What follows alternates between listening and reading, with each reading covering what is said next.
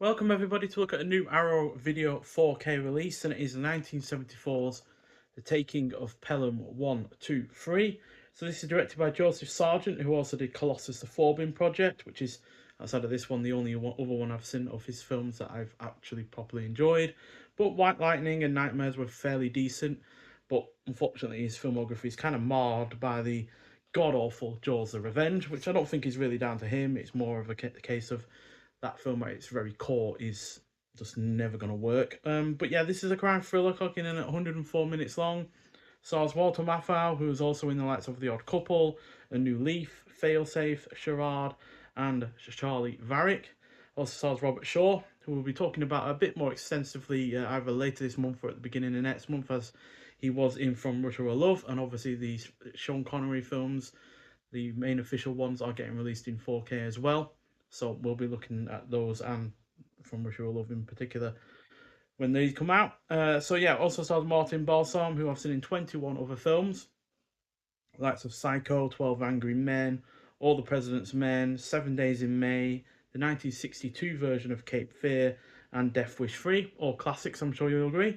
Also stars Hector Elizondo, who is also in the likes of Leviathan, Turbulence, and American Gigolo. So, four gunmen hold a New York City subway train and its passengers hostage for a huge $1 million ransom. As the authorities try to negotiate with them, they wonder how the hijackers plan to escape.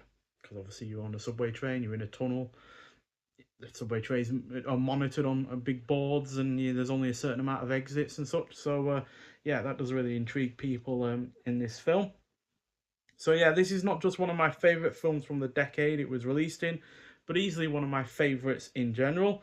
This is thanks to a really rather taut narrative that primarily focuses on the plot and characters. There's not really much in the way of thematic weight and such like that. It's just really about the plot and the characters, and that's emphasised by the fact that the hostage situation is, you know, initiated, and the gunmen have the hostages. They've dealt with the subway cars and stuff, and that's all done in under 10 minutes. It's really bish bash bosh, get you in there, and yeah, then ultimately use that setup as a foundation for the rest of the film, which it does really well.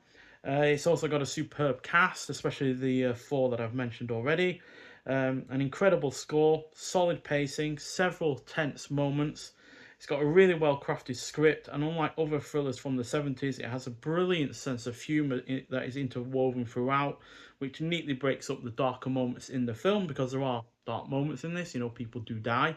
It also has a cracking ending, which is also funny and satisfying in equal measure. Pulls you really into the grit of New York City of the time, much in the same sense as other crime thrillers from the period.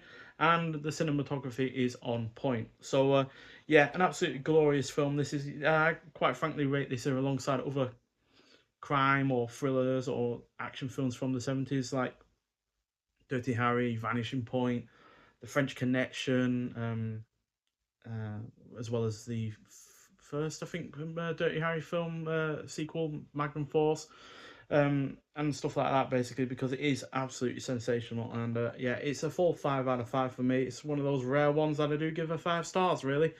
If you look on my Letterboxd profile, I think it's less than 200 films out of the near 5,000 that I've reviewed that I've given 5 stars, and this is one of them. It's absolutely superb. So yeah, really recommend this if you haven't seen it already.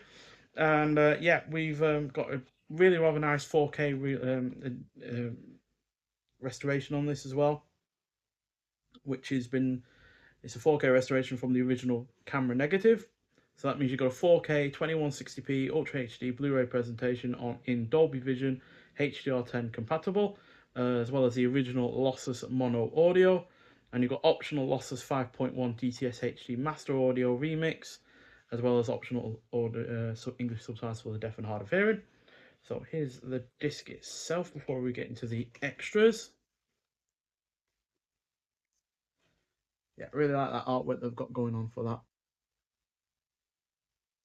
Reversible artwork, is there? Yes, we have the original reversible artwork as well, which I also really rather enjoy.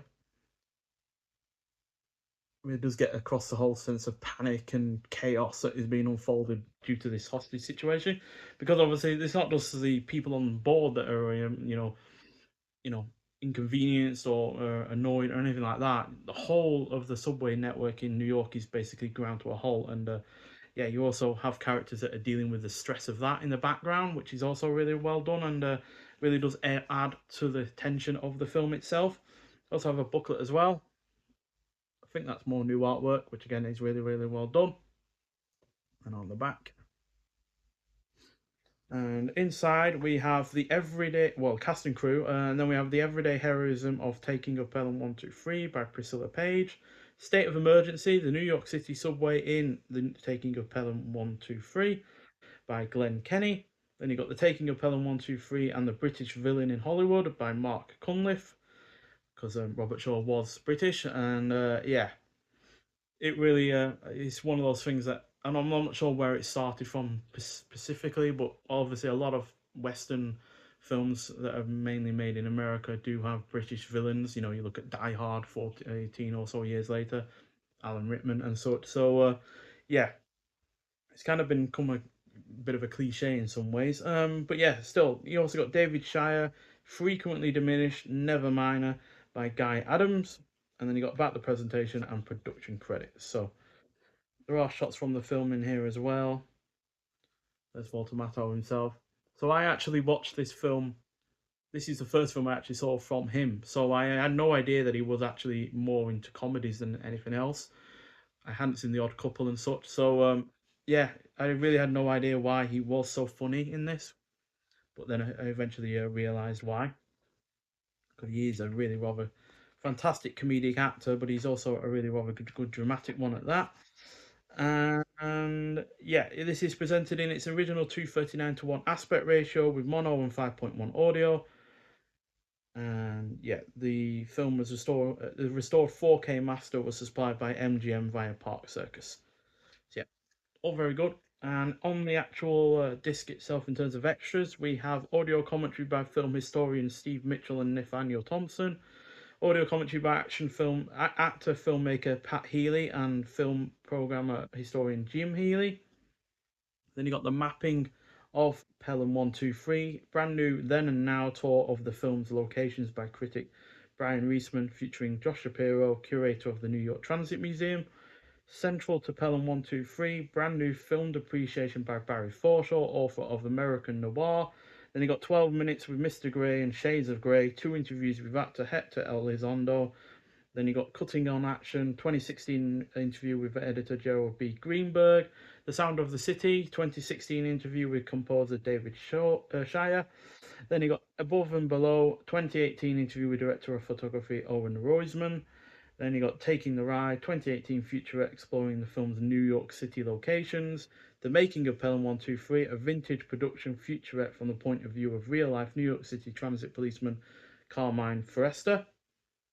Theatrical trailer, TV spot, a radio spot, image and poster gallery, and the reversible sleeve artwork and booklet that you've already seen. So yeah, a really rather nice release. I would have liked a bit more comprehensive release in terms of the physical extras, but this is one of more basic Arrow Video releases. But considering we've not had this film from Arrow Video in the past, we've not had a Blu-ray from them before.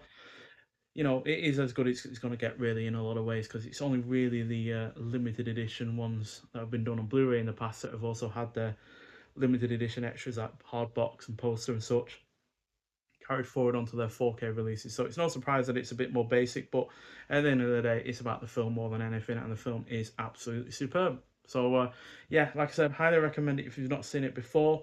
But if you have seen it, I'd like to hear your thoughts on it. And yeah, like I said, the 4K is really, really good. There's no issues with the sound or anything like that. And yeah, it's just a real joy to finally have this in a comprehensive release, because like I said, one of my favorites. And yeah, even though I have had it on Blu-ray in the past, it is much nicer in this 4K release. So yeah, and yeah, thank you for watching though, and I'll see you in the next one. Bye.